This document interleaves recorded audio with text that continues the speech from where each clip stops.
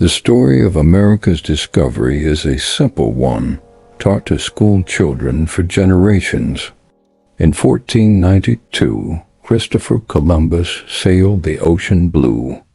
It is a story of 3 ships, a determined captain, and a triumphant arrival that changed the world.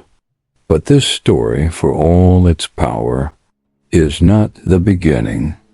It is merely a chapter in a much older, much stranger, and much more violent saga. 500 years before Columbus was even born, another group of European sailors, driven not by ambition but by accident, stood on the shores of the New World. They were not Spanish, not Italian, not English. They were Norsemen, Vikings, and the story they left behind, buried in the ice of their sagas and the soil of North America, is not one of conquest, but of a paradise found, a brutal conflict, and a mysterious. This is the true story of the real discoverers of America and the forgotten war that drove them away. Our story begins not with a map, but with a crime. In the late 10th century, a Viking chieftain named Eric the Red was exiled from Iceland for murder. A man of violent temper but incredible ambition, he took his family and followers and sailed west into the unknown, chasing rumors of a vast new land. He found it. To attract more settlers, he gave this massive ice-covered island a deceptively inviting name, Greenland. For a time, the Norse colony in Greenland thrived, but it was a life lived on the edge of the world, a fragile foothold in a harsh and unforgiving environment. It was from this remote outpost that the next chapter of exploration would be launched, not by a king or a conqueror, but by a merchant named Bjarni Herjolfsson. Around the year 986, while sailing from Iceland to join his father in Greenland, Bjarni was blown far off course by a massive storm. For days his long ship was tossed in a sea of fog and wind. When the storm finally broke, the land he saw was not the familiar, icy coast of Greenland. It was a land he had never seen before, a land covered not in ice but in dense green forests with low hills. He was a merchant, not an explorer, and his only goal was to reach his family. He did not go ashore. He turned his ship northeast and, after several days of sailing, finally reached Greenland. But he brought back with him a story of a new unknown land to the west. That story would smolder in the minds of the Greenlanders for over a decade. It would be Eric the Red's own son, a young, ambitious chieftain named Leif Erikson, who would finally act on it. Around the year 1000, Leif bought Bjarni's ship, gathered a crew of 35 men, and set sail to the west, deliberately seeking out the lands that Bjarni had only glimpsed. The Icelandic Sagas, our primary source for these events, describe his journey in detail.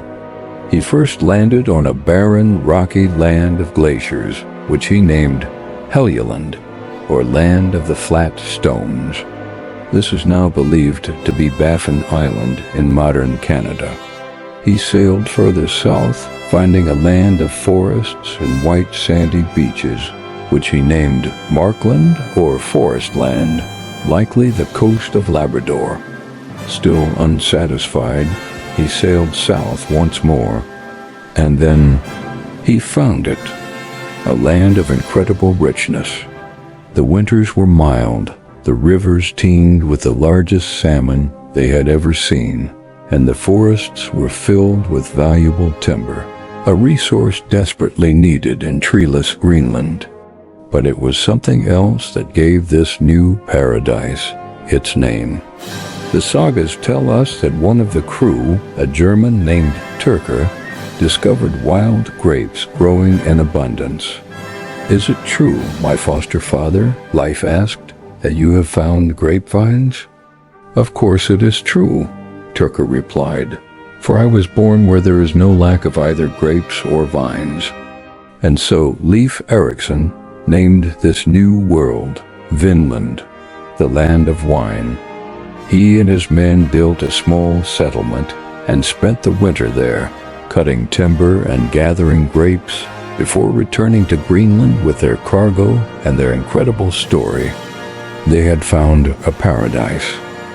The news of Vinland sparked a fire in the small, isolated Greenlandic community. This was not just a new land.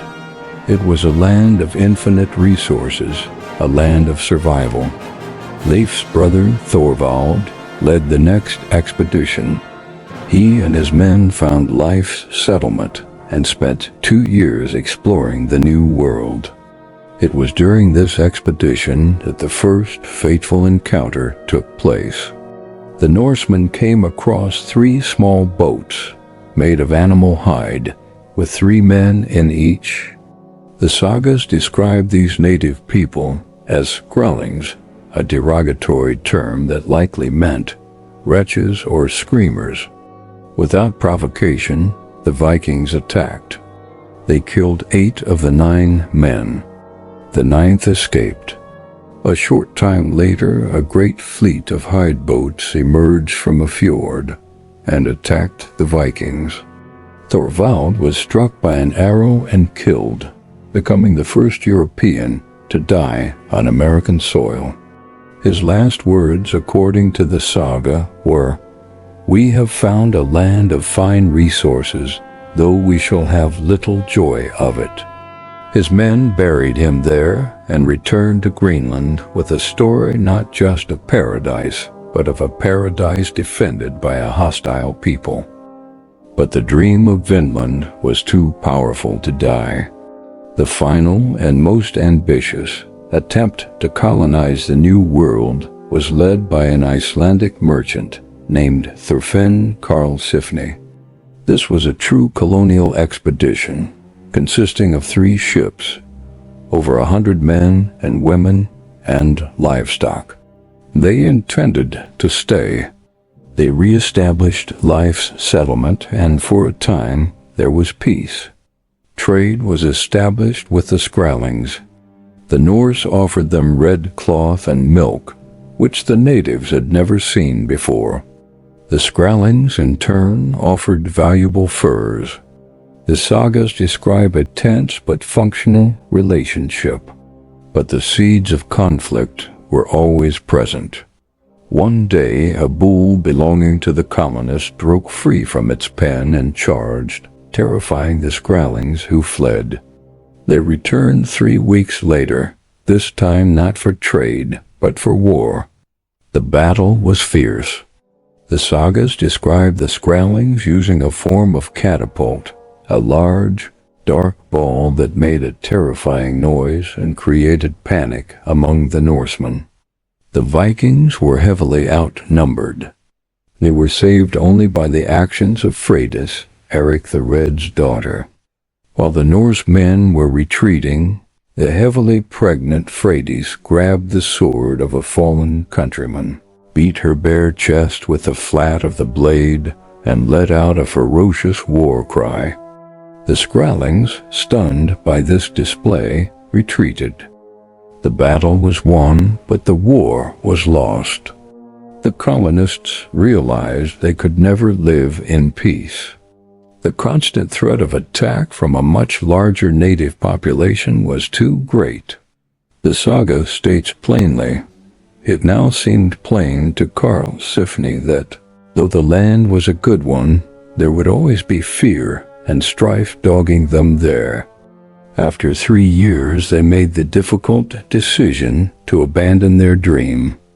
They packed up their settlement and sailed back to Greenland. The great Viking experiment in North America was over. For centuries, this story was considered little more than a myth, a fantastical tale from the Viking sagas. There was no proof. But in 1960, 2 Norwegian archaeologists, Helge and Anstein Engstedt made a discovery that would rewrite history. At a place called Lance aux Meadows, on the northern tip of Newfoundland, Canada, they found the buried remains of a Norse settlement. They unearthed the foundations of 8 turf-walled longhouses, identical to those found in Greenland and Iceland. They found a forge where iron was smelted, a technology unknown to native North Americans at the time. They found a bronze cloak pin, a spindle whorl, and a bone needle, all of distinctly Norse design. Carbon dating confirmed that the site was occupied right around the year 1000 AD. This was it. This was the irrefutable proof. Vinland was not a myth. It was a real place. The sagas were not just stories, they were history. The story of the Vikings in America is a profound counterpoint to the later tale of Columbus. It is a story of a discovery made not through royal patronage, but by the grit and courage of individuals. But it is also a story of failure. The Norsemen had the ships to cross the ocean. They had the courage to explore a new continent, but they did not have the numbers, the resources, or the political will to sustain a colony so far from home, especially in the face of a hostile native population. They were not conquerors backed by an empire. They were a small, struggling community clinging to the edge of the world. They came, they saw, and they went home. Their incredible achievement was forgotten by the rest of Europe for 500 years, becoming just a whisper in a handful of Icelandic sagas. It is a powerful reminder that history is not just about who arrives first. It is about who stays. And the echoes of that brief, violent, and forgotten chapter in the American story can still be heard if you listen closely in the wind that blows over the grassy mountains of Lance aux Meadows.